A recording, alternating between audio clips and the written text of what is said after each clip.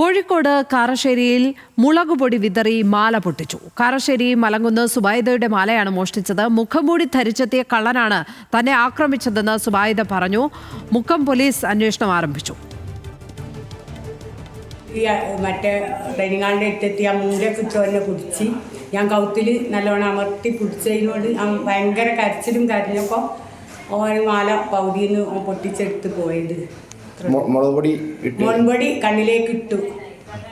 നേരെ ആ മുൻപടിയായിട്ട് എനിക്ക് ഞാൻ ഓടിയതാണ്. ഓടിയിട്ട് ഡൈനിങ്ങാളിൻ്റെ അടുത്തൊരു ഇതിൻ്റെ അവിടെ നിന്നപ്പോഴാണ് എന്നെ പിടിച്ചത്. അപ്പോഴത്തേന് കാക്കയൊക്കെ എണീച്ച് വന്നപ്പോഴത്തേനും അവൻ ഓടി പുറത്തൂടെ പോയി. അനൽക്ക സേത് ചേരുന്നു വിവരങ്ങളുമായി.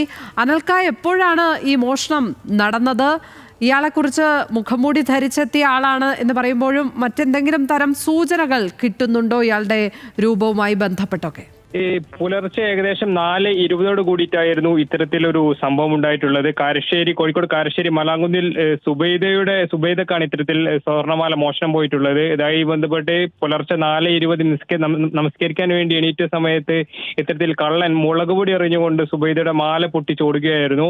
ഈ സുബൈദ ശബ്ദം വെച്ചപ്പോൾ ഭർത്താവും അതോടൊപ്പം തന്നെ മറ്റു ബന്ധുക്കളും എണീക്കുകയും ചെയ്തു. എന്നാൽ ആ സമയത്ത് തന്നെ കള്ളൻ ഓടി രക്ഷപ്പെടുകയും ചെയ്തു. ഇതുമായി ബന്ധപ്പെട്ട് നമുക്ക് മനസ്സിലാക്കാൻ സാധിക്കുന്ന സമീപത്തെ CCTVയിൽ കള്ളന്റെ ദൃശ്യങ്ങൾ പതിഞ്ഞിട്ടെന്നാണ് ഇപ്പോൾ നമുക്ക് മനസ്സിലാക്കാൻ സാധിച്ചത്. അതായത് ഈ സുബൈദ രാവിലെ നമസ്കരിക്കാൻ എണീറ്റ സമയത്ത് മോഷ്ടാവയുടെ വീടിന് സമീപത്ത് ഒളിച്ചിരിക്കുകയായിരുന്നു. മോഷ്ടാവ് മുഖംമൂടി ധരിച്ചിരുന്നു എന്നാണ് ഇപ്പോൾ നമുക്ക് മനസ്സിലാക്കാൻ കഴിയുന്നത്. ഇതുമായി ബന്ധപ്പെട്ട് മുക്കം പോലീസ് എത്തി പരിശോധന നടത്തുന്നുണ്ട്, കേസെടുത്തിട്ടുണ്ട്. ഏതായാലും സമീപ പ്രദേശങ്ങളിലൊക്കെ തന്നെ CCTV ദൃശ്യങ്ങൾ പോലീസ് പരിശോധിക്കുകയും ചെയ്യുന്നുണ്ട്. ലക്ഷ്മി. അനിൽ കാസേത് MV വിവരങ്ങൾ പങ്കുവച്ചപ്പോൾ കോഴിക്കോട് നിന്ന്.